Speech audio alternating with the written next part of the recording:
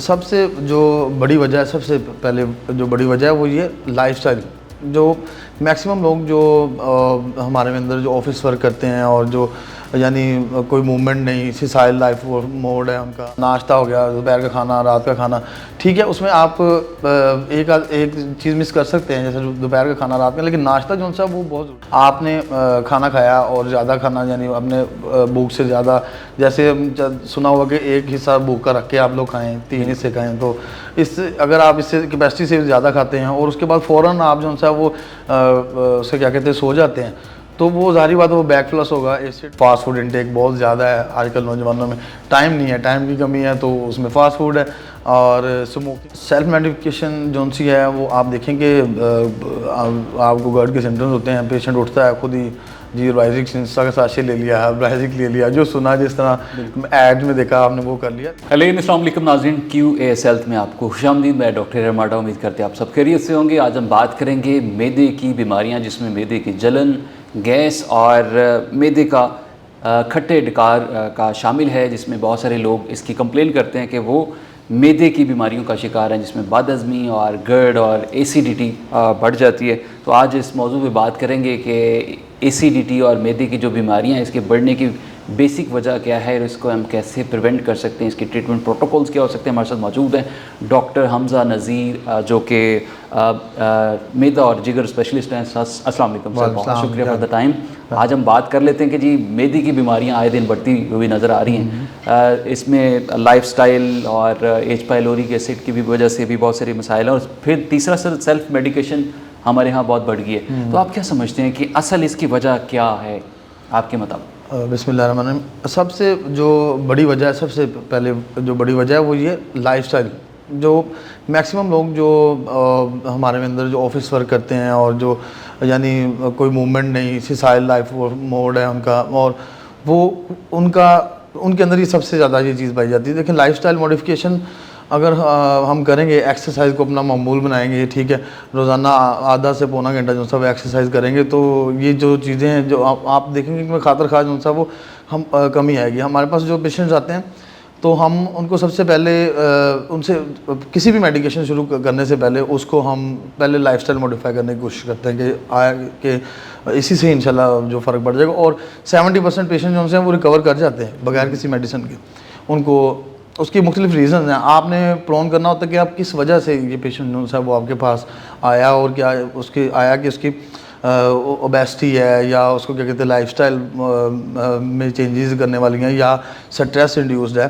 तो ये सारी चीज़ें जो एसिडिटी और ये सारे मैदे के मसाइल का जो सा बाइस बनती हैं। ठीक है। अच्छा सर, अक्सर लोग जो है ना वो नाश्ता नहीं कर रहे होते, ऑफिस में जा रहे हैं, या इवन के स्कूल गोइंग बच्चे वो भी नाश्ता नहीं कर रहे होते, तो आप क्या समझते हैं कि नाश्ता कितना ज़रूरी है इन बीमारियों की तरफ ये लीड करता है? ये अब वो बिल्कुल आप जो देखें, जो शुरू से जो नौ इंसानियत आई है उसके बाद इससे ये सिलसिला चल रहा है, जिसमें नाश्ता हो गया, दोपहर का खाना, रात का खाना, ठीक है, उसमें आप एक चीज़ मिस कर सकते हैं, जैसे दोपहर का खाना, रात में, लेकिन नाश्ता जो सा वो बहुत ज़रूरी है। हमारी जो सी अगर हम लाइफस्टाइल ऑफ आप सल्लल्लाहु अलैहि वसल्लम भी देखें तो उसमें भी हम देखेंगे कि वो उन्होंने कभी भी ये चीज़ मिस नहीं की, नाश्ता मिस नहीं किया। वो इस वजह से कि वो जो एनर्जी, जो बूस्ट अप आपको ब्रेकफास्ट में देना, वो उसे क्या कहते हैं, बाद में वो सारा दिन आपने वो काम करना है, तो वो सारा जो सा एनर्जी, वो बूस्ट अप वो आपको ब्रेकफास्ट में, तो ब्रेकफास्ट बहुत ज़रूरी है। अच्छा, ये भी हम देखने को मिलता है कि रात के वक्त जो लोग खाना खाने के फ़ौरन बाद वो सो जाते हैं, तो उसके बाद भी मैदे की बीमारियों के शिकार होते हैं। तो आप क्या समझते हैं कि खाने के बाद कितना अर्सा टाइम होना चाहिए कि ताकि बेड पे जाया जाए? अच्छा, इसी को हम कहते हैं ना लाइफस्टाइल मॉडिफिकेशन, इसी में ही ये चीज़ आ जाती है कि देखिए उसमें आपने खाना खाया और ज़्यादा खाना यानी अपने भूख से ज़्यादा, जैसे सुना हुआ कि एक हिस्सा भूख का रख के आप लोग खाएँ, 3 हिस्से खाएँ, तो इससे अगर आप इससे कैपेसिटी से ज़्यादा खाते हैं और उसके बाद फ़ौरन आप जो सा वो उसे क्या कहते हैं सो जाते हैं, तो वो ज़ाहिर बात है वो बैक फ्लश होगा, एसिड ज़्यादा बनेगा, वो आपको GERD के सिम्टम्स इंक्रीज़ ही होंगे, वो कम नहीं हो सकते। उसके लिए वो ज़रूरी है कि वो तकरीबन जो सा वो पौना घंटा, 1 घंटा जो सा वो उसमें वक्फा हो, और 2 से 3 तक ये जो से वो आप लेके सोएं, ताकि आपको 45 डिग्री का एंगल बना रहे, तो सारा एसिड जो सा वो बैक फ्लश ना हो, आपको GERD के सिम्टम्स ना आए। तो ये लाइफस्टाइल मॉडिफिकेशन में ये चीज़ आएगी। तो इसमें हमें ये देखना होगा कि हमने किस तरह अपने आप को जो सा ना इन चीज़ों से बचाना है। और उसमें अब बहुत सी चीज़ें आ जाती हैं, जैसे आजकल के नौजवानों में स्मोकिंग है, स्ट्रेस है, तो ये सारी चीज़ें जो सी हैं ये एसिडिटी और GERD के सिम्टम्स का इंक्रीज़ का बायस बनती हैं। हाँ, एक चीज़ जो और इसमें इम्पोर्टेंट है वो है कि हमारा जो फूड इनटेक है, जिसमें हम जो सा वो प्रॉपर्ली अनकुक्ड फूड खाते हैं, ठीक है, उसमें जो वाटर इनटेक है वो भी इसी तरह ही है, वो भी इन्फेक्टेड होता है। एच पाइलोरी के केसेस हम जब प्रैक्टिस कर रहे होते हैं तो हम देखते हैं कि बायोप्सी जिस भी पेशेंट की देखते हैं उसमें एच पाइलोरी पॉजिटिव आया था GERD के साथ, ठीक है। वो अब क्यों है, इस वजह से, ये इस वजह से कि अनकुक्ड फूड सारी जो सी है, तो उसकी फिर एराडिकेशन थेरेपी करनी पड़ती है पूरा। अब कुछ लोग जो हैं वो थेरेपी शुरू तो करवाते हैं, बीच में छोड़ देते हैं, यानी वो काम भी उस तरह यानी वो मुकम्मल नहीं करते, तो जाहिर बात है वो फिर 1 महीना रिलीफ रहेगा, फिर 2 महीने बाद दोबारा सिम्टम शुरू हो जाएंगे। एक दफ़ा एराडिकेशन ज़रूरी है। अच्छा, यंगस्टर की आपने बात की कि नौजवान भी इस मैदे की बीमारियों का शिकार रहते हैं अमूमन, तो क्या समझते हैं कि इसकी नौजवानों में क्या वजह है? क्योंकि फास्ट फूड भी वो इंटेक कर रहे होते हैं, फिर वो सिगरेट नोशी और ड्रिंक्स, कोल्ड ड्रिंक्स का भी मोस्टली इस्तेमाल कर रहे होते हैं, तो यंगस्टर में आप क्या बेसिक वजह समझते हैं? वो देखें, इसका जवाब तो आपने खुद ही दे दिया। उसमें जैसे उसे क्या कहते हैं, फास्ट फूड इंटेक बहुत ज़्यादा है आजकल नौजवानों में, टाइम नहीं है, टाइम की कमी है, तो उसमें फास्ट फूड है। और स्मोकिंग मेरे ख्याल से तो हमारे जो कम इल्मी है उसके मुताबिक तो 75% ऑफ द जो यंगस्टर जो आजकल जो वो स्मोकिंग का शिकार हैं, तो ये इंक्रीज़ करती है GERD, उसी तरह 10-fold टाइम इंक्रीज़ हो जाएगी, ठीक है, GERD के सिम्टम्स। अगर आप ये fast food, smoking, cold drink, ये सारी चीज़ें लाइफस्टाइल मॉडिफिकेशन में ही आती हैं। ये हमने सारी चीज़ें बंद करेंगे और एक्सरसाइज करेंगे, और उसे क्या कहते हैं, रात को जिस तरह मैं आपको बताया कि सोने से पहले जो सा वो आप अपना लाइफ मॉडिफाई करेंगे, तो इंशाल्लाह आपको ये कभी सिम्टम्स नहीं आएंगे। अच्छा, दूसरा सेल्फ मेडिकेशन हमारे यहाँ बहुत बड़ा रुझान है। हर कोई फ़र्द जो है वो डॉक्टर बनने की कोशिश में है, मेडिकल स्टोर से या फार्मेसी से खुद ही वो मेडिसिन ले रहे होते हैं, या किसी को देखे जी उसने ये मेडिसिन यूज़ की थी तो मैं भी ये यूज़ करता हूँ, मुझे इससे रिलीफ मिलेगा। तो सेल्फ मेडिकेशन कितनी हार्मफुल है आपकी नज़र? अब सेल्फ मेडिकेशन जो सी है वो आप देखेंगे, आपको GERD के सिम्टम्स होते हैं, पेशेंट उठता है खुद ही, जी राइजिक सिंसा का साशे ले लिया है, राइजिक ले लिया, जो सुना जिस तरह ऐड में देखा आपने वो कर लिया। लेकिन उससे जो सबसे बड़ा नुकसान है वो ये है कि रेजिस्टेंस आ जाती है।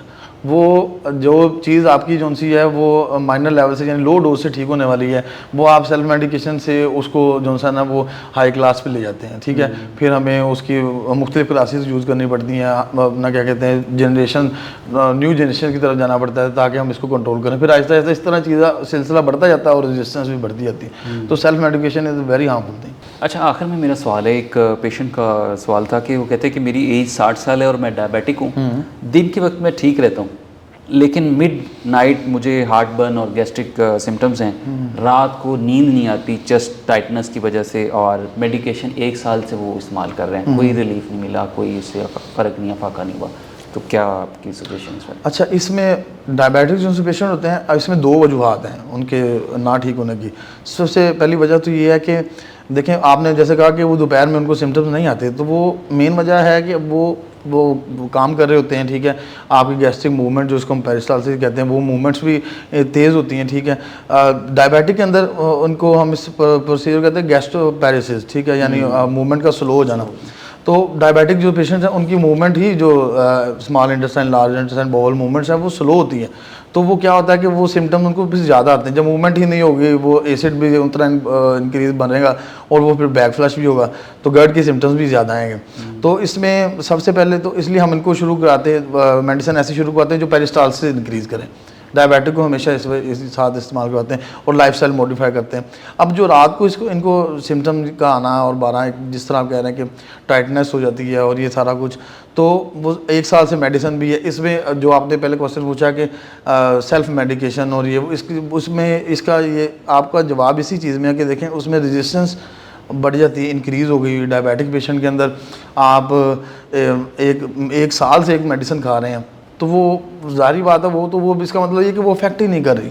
तो आपको जो है वो उसको नेक्स्ट जनरेशन पे मूव करना पड़ेगा, ठीक है। और मोटिलिटी इंक्रीज़ की जो सी मेडिसिन हैं जैसे वो डोमपेडोन वगैरह वो आपको खानी पड़ेंगी, और इंशाल्लाह लाइफस्टाइल मॉडिफिकेशन के साथ बिल्कुल ठीक हो जाए।